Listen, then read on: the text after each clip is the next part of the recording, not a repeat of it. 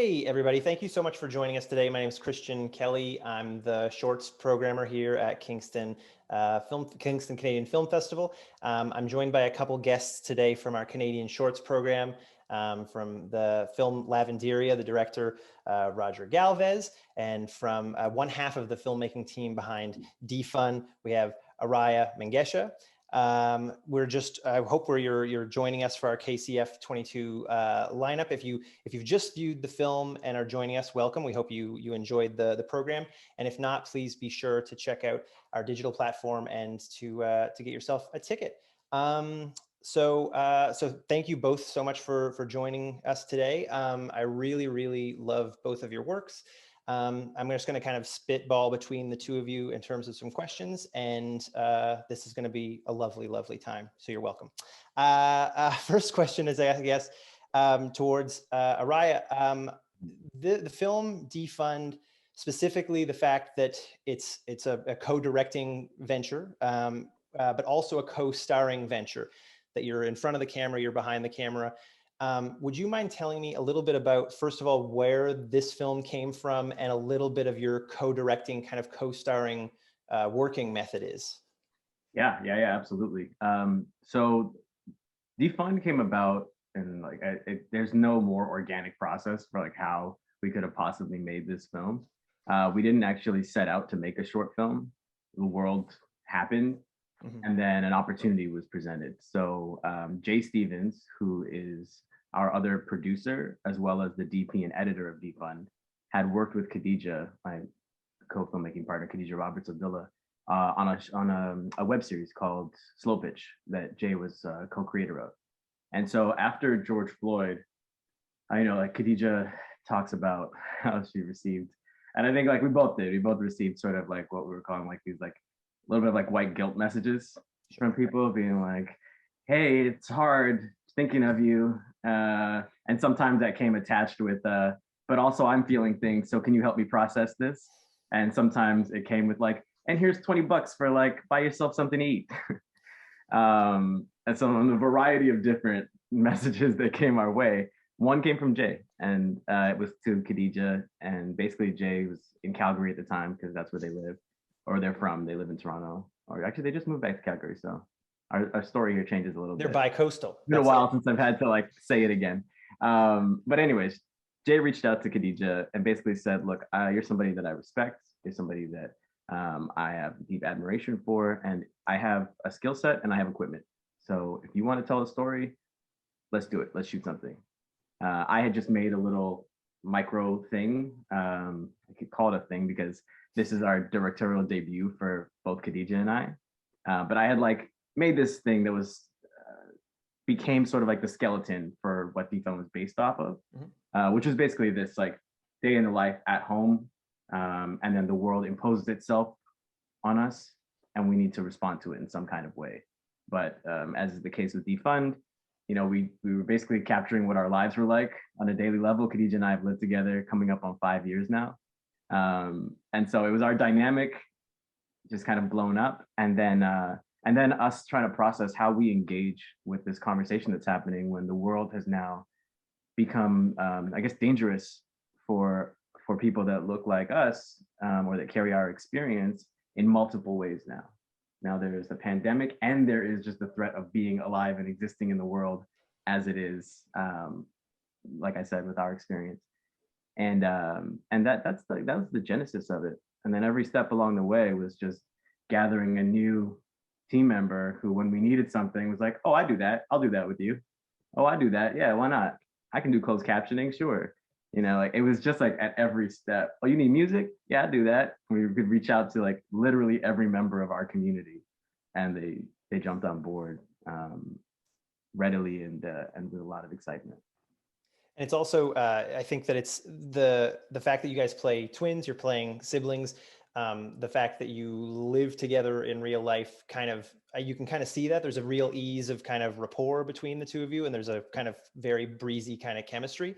Were there any specific challenges with, like, the film is very much born out of like a very specific time, out of a very specific kind of like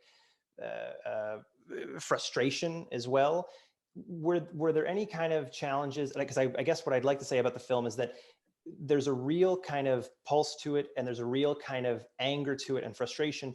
It doesn't come across as didactic, or that there's a message in the film. It's kind of so charming and funny and just kind of, I don't know, charismatic. What were the kind of the biggest challenges of taking something that were like, there's a ton to unpack with, especially with pandemic amongst the BLM kind of protests.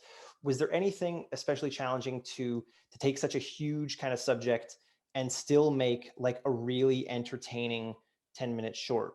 Or was it a fairly kind of, you mentioned it was such an organic process from the top. Was that just kind of an easy process?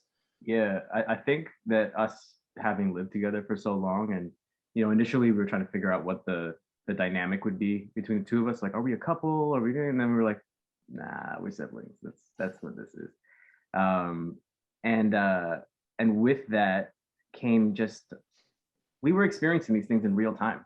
This was happening around us, and we were having to consider and reconsider what our feelings were about all of these things, as everyone else was, and as we were writing and then shooting this. So, is there a message? There is a message, and there isn't, because it's a life experience that's being displayed.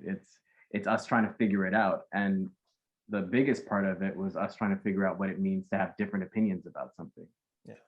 Not that like the opinions held by brother and sister directly correlate with Araya and Khadijah's views on the subject, but that was the idea. Is how do we move forward together when we all come from different experiences and have different ideas around what is actually the crux of the issue and what needs to change. But that the agreement that we do want to see change, and that we can stand in our similarities more than be polarized by our differences, I think it's something that we wanted to have, at least that, leave the viewer with that much of the conversation and our like input into it.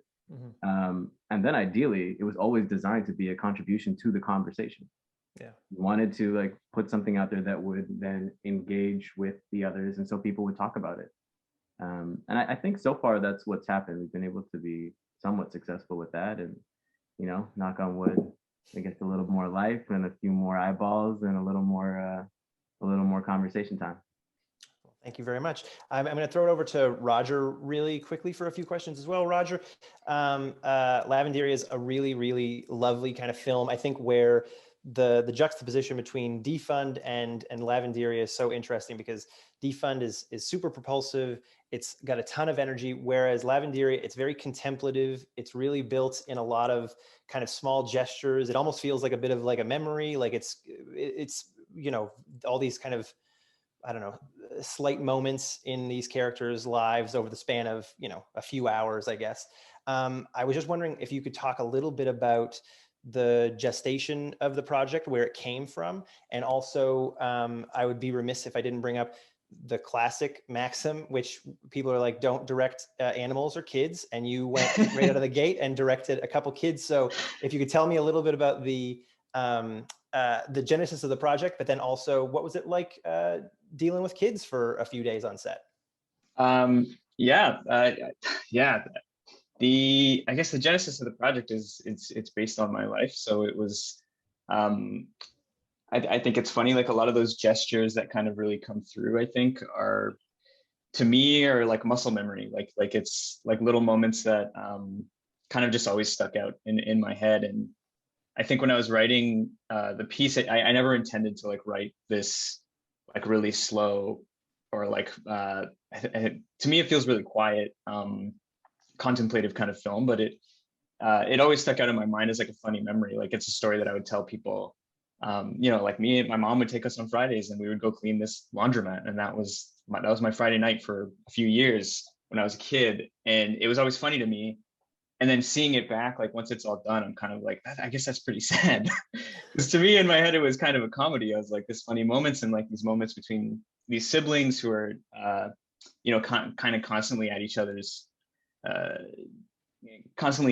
like necks or whatever, throats, and the love that just kind of permeates through that whole thing and through that whole experience. And so it just came from straight up like a memory. Like it's just memories of where I've been and what my family has been through, and my relationships with my sister and my mom and my dad. And yeah, and then the experience of directing kids was, I guess I never heard this maxim, that you shouldn't be directing kids or whatever, but it was actually a lot of fun. I mean, the kids were great. We had Benji, who was playing Lito, and Selena, who was playing Lala, and they were both amazing. Like we went through casting and they were just like, it felt like at a moment like I was looking at my sister. And when Benji was in there, I was like, I imagine that's what I was like. And it was intense. We shot the whole thing in one day. Oh, wow. And it was, we were taking breaks to try to play games and keep Benji especially entertained and having fun. Because for me, the whole process was supposed to be fun. And there were moments where, especially at the end of the day, where it felt really intense, but they were pros. Like they were really just like, so they had their lines memorized and everything. I didn't have them memorized. I didn't know what we were doing next, but they were really, they were great. They were really great. Is there any other, the film's fairly like elliptical. You're kind of dealing with a few hours in these characters' lives, but just kind of, again, punctuated by almost non-events. Was there a version at all, or was there a script at all that kind of had more like I guess the thing I'm kind of struck by is there's a moment where Lito is like, oh, I want to go to the comic book store and get a Pokemon card. And then there's a very abrupt kind of moment where you see him beside the side of a highway. And I think as somebody that's been trained by watching a certain type of narrative most of my life, that's the point where I'm like, well, this is the climax because something's going to happen. And then what happens is he just meets up with sister again. He's like, I can't handle it. There's too many cars out there. Was there ever like an impulse to do like a classic kind of like, well, there has to be a climax, or there has to be like a moment or something like that? Or did you really kind of stick to, it's like a lot of kind of smaller moments as opposed to like some sort of like contrived climax thing? Yeah, it was always just meant to be like a little slice of time, like really just, I mean, I think for me, like a lot of it is that memory is the exact same. There's a routine to all of it, like Lala walks in and turns on the tap, and Lito, like, just jokes around and plays around, and then at a certain amount or a certain time you get the toonies, and then you go get pizza, and then the night's over. Like that was really the routine of it, and nothing ever happens. Like nothing ever happened in the reality of it either. So for me, it was always just going to be like those little moments. There was never, I never came across a point where I was like, this should go somewhere else. Like it always ended as it started, which is coming through the door, slowly kind of just processing, the day through the space. Is mostly about the space for me. Yeah, again, my other note about that is just the way that to speak to your point about it being muscle memory, is like Lita comes in, has a job to do. Lala comes in, has a job to do. Lito comes in. Clearly, his mother has trained him just to be like, stay out of the way, go count safety pins, just chill out. And that's such a is there a point in the world of that film, in the world of those characters, like, is Lito just always going to be kind of hanging out doing nothing and just staying out of trouble, or does at some point does he have to like step up and fill the bucket as well? Yeah. I mean, it really is how like my life went, right? Like, I mean, that's how I feel like I ended up being the artist of the families, because I was always counting, and I got away with everything. And sure. This is kind of me in a way paying that back, and like documenting our history in this way, and taking that responsibility, because I had none, so yeah. And I mean, and just as it is like turning around right at like when something's about to happen, that was very true for me for a long time. So the climax is that there is no climax, I guess. Life is a climax, the whole thing. Yeah, the whole thing. We have a couple more minutes left, and Khadijah, I just wanted to I guess land on one more question with you. Is that there's a really really interesting moment near the end when they're talking to the guy that lives in the park, played by Anand, where both characters, they've had this kind of like this purpose all day, or this drive to have a purpose all day. And that's kind of what's gotten them to the middle of the park in the middle of the night. And there's that really kind of quiet gut punch moment where, you know, he's the way he describes it, he's like, it's almost like he's telling the characters, like, you guys have been engaged with this like very recently, like this is nothing, none of this is new whatsoever. So what's the plan? And again, you kind of do such a deft, funny way of just being like, these people that spend their entire lives together still aren't even on the same page. Like that's a very, very funny place to end on. But where do you kind of want to leave the audience with a film like this? Is it really just kind of, as you mentioned, like, you want it to be be part of a conversation, you want it to lead to conversation, or is there somewhere you're trying to lead the audience specifically, or leave them? I guess it's a mixture. It is that, it is like, this is meant to be a contribution to a larger conversation. Hopefully it's a continuation of like what's already in progress in terms of conversation. But I think why we set it up, where the other reason for having us be twins, as opposed to just like, that's, you know, a sibling dynamic that Khadijah and I share as friends and roommates, was that we wanted to have people that could not be closer together. You know, like the style of the film is like that they share a brain for most of the film. And then we come to the end, we realize that they both see the same word, they both experience the same things, but they have been seeing it differently the whole time. Yeah. Because they weren't having key elements of the conversation together. And part of that is because we're in a position of being responsive. The world is happening, and all we can do really is like respond to exactly what's happening right now. And I guess what we want, at least like from my perspective, is for the question of what happens next to be as important as what's happening right now. And that's why we end in that place. And, you know, by way of action, it was a concern that maybe it felt like they got the wind knocked out of them when they realized they weren't exactly on the same page. But that's why we have them keep going, right? They keep putting up posters. And it's, you know, hopefully one would like infer that they're going to continue pushing forward, and they're going to figure it out, as hopefully we all will. And I know that I'm going over time, and I'm going to do it anyway, so watch me go. I really want to ask the two of you really quickly, what is it that you're currently working on? These are two terrific short films. What's next? Khadijah, I'll start with you. Araya. Araya. Sorry. Yeah, that's all good. We're twins, interchangeable. I'm working on a feature. So I shot a proof of concept for a feature 2019. And then got caught up in acting stuff and writing, and then, you know, 2020 happened. Yeah. But having DEFUND out in the world and knowing that it was going to be doing the festival circuit really kind of kicked me into high gear to get my feature going. So it's set in the world of talk radio. It's about a couple who started a talk radio show together, a space basically where people can engage in like difficult conversation without fear of being canceled, no matter what walk of life they're from. And as their show starts to blow up, their relationship starts to implode. And it's like a memory piece as the two of them try to recall what went wrong in their relationship. I know Khadijah's got a few projects going right now. She's got a couple of TV projects that she's working on with, so she started a production company with her friend Olivia called Two Skins Entertainment, which is one of the co-production companies for DEFUND. And they've got a few projects on the slate, and she's headed to Stratford Shakespeare Festival this season. She'll be out there in a couple of shows. So anybody who wants to go check her out should go and see it.